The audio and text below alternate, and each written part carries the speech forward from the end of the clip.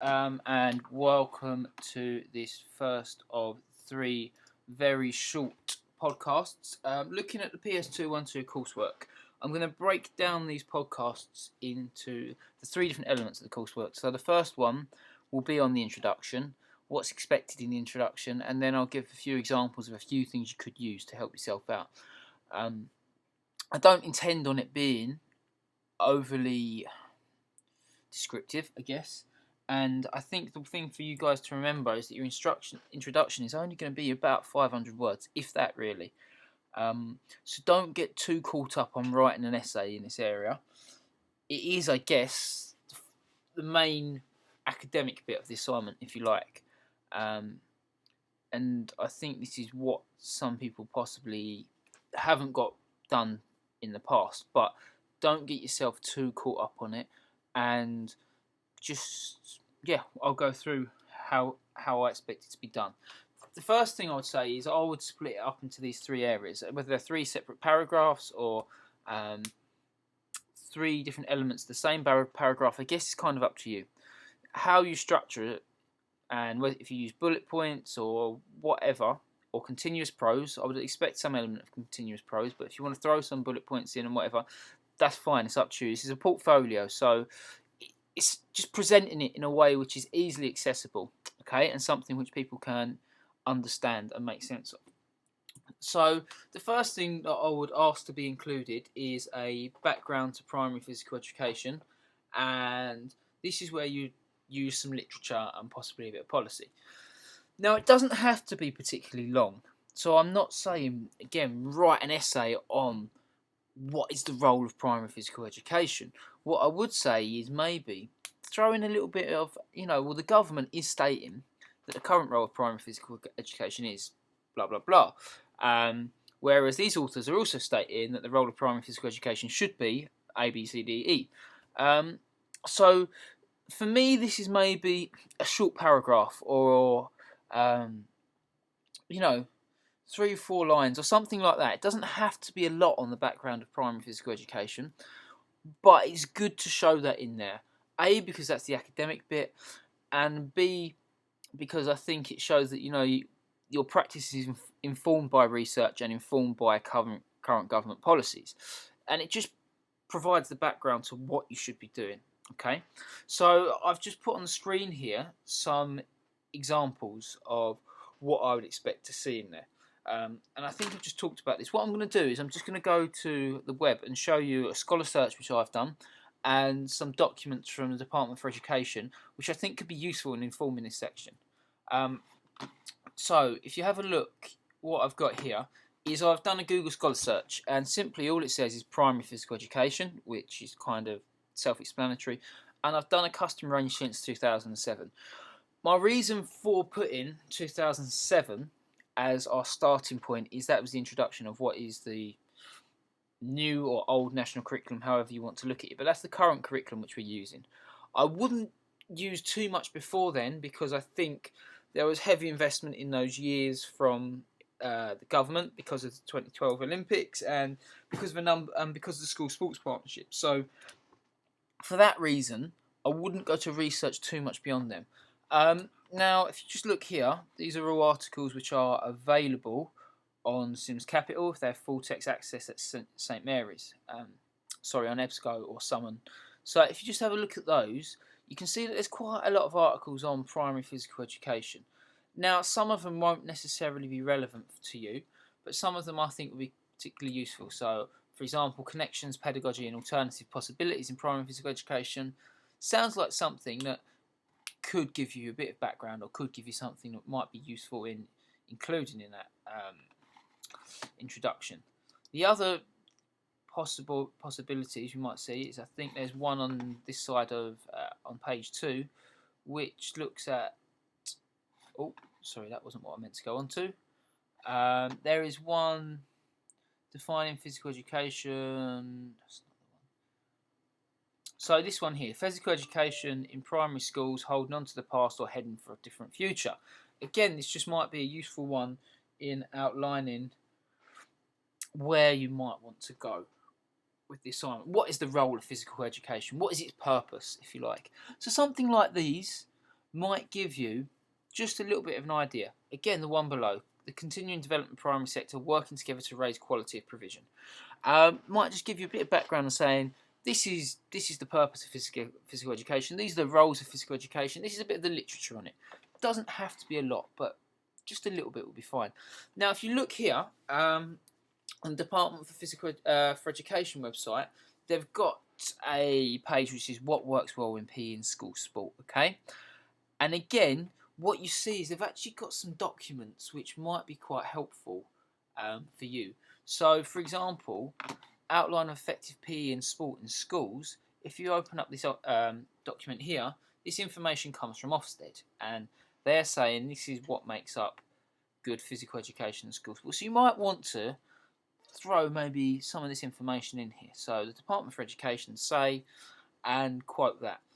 Again, it doesn't have to be long, and it's very similar to elements of the curriculum and some of the stuff we've covered, if you like, but it just could be quite useful, okay?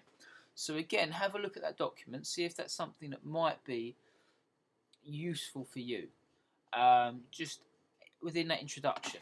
So I'm going to go back to our presentation now, okay, and I'm just going to go through the next couple of areas which to talk about. So that's, I guess, the main meaty bit, if you like. Point 2 of what I would involve in your introduction. So I guess you've got to involve, this is the background, if you like. So whether it's curricular or extracurricular, I think sets the context quite clearly.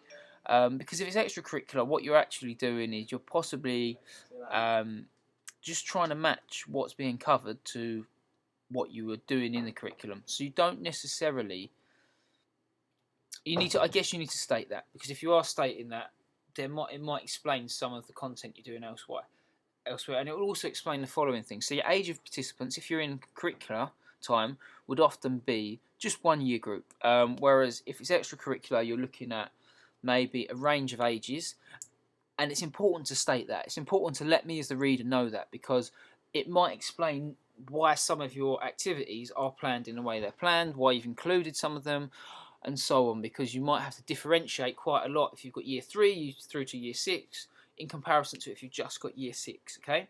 The next bit is the range and content of the National Curriculum for Physical Education. So I would expect you to state that you are working on games activities, and in particular you're working on invasion games, or you're working on athletic activities, or you're focusing on whatever particular part of the 2007 national curriculum you're working with. I would expect that to be clear in this section. The final bit that I would expect on here is your medium-term planning. So what are the learning outcomes for the unit? And that might be the teacher or the coach's learning outcomes that you're fitting into. But what is it that the students are trying to get out of the unit? By the end of the 12 weeks, 10 weeks that you are taking 3 weeks of, what is it that should be developed, okay? And again, I think those learning outcomes will be from the physical, from the mental, and from the social domains, okay? And finally, the information from your observation. So, again, like we said before, you're not necessarily always going to be in curriculum time. The organisation you're working with won't always necessarily be drawing on national curriculum levels. But what I would expect you to do is refer to the different national curriculum levels that you think they're working at. So you might say that I'm working with year 6 students who are all generally working around level 4. Okay. However, some of the more able are working at level 5, some of the less able are working at level 3. Okay, that's fine. It's just important that you do that so that so that when we look at the activities you've planned, we understand what you're doing and why they're doing these and what they're working towards. Okay. Any sort of special education needs, gifted and turning, anything like that, you need to include.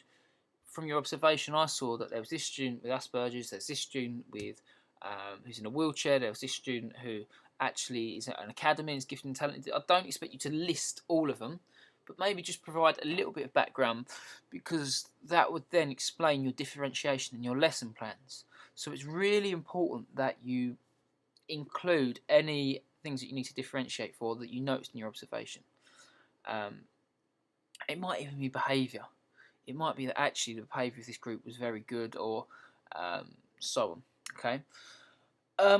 Then finally, I guess any limitations or barriers that you're working within. So if you're working within curriculum time and you're working with a particular teacher, they might expect you to work in the way that they are working or within their scheme of work. So you might state that actually that's possibly a bit of a limitation because you possibly don't necessarily have the freedom to deliver exactly the way you would do.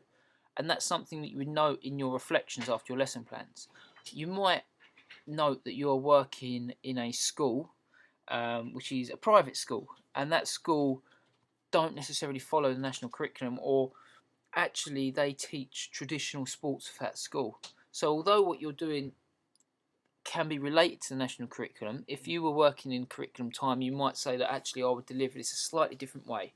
I would try to use more of a teaching games for understanding approach rather than teaching hockey in a traditional skill drill setting, or I would try and use possibly a bit more guided discovery or sort of cooperative learning. However, I am fitting in with the scheme of work that someone else is delivering, or the school have a certain vision. Therefore, I'm going to try and apply slightly limited to what I can do. So that's kind of, for me, that's kind of the summary of what you need to include in your introduction. The other thing, I guess, is that because this is a portfolio of evidence, you can use the first person, but don't become overly descriptive. Try not to tell stories. Try and be concise and to the point. Remember, as I said, this section doesn't have to be too long. Okay. Any questions? Email me, and I will book some slots on Sims Capital, whereby we can come and make tutorials to discuss anything in the coursework. Thank you very much. I hope that was useful for you.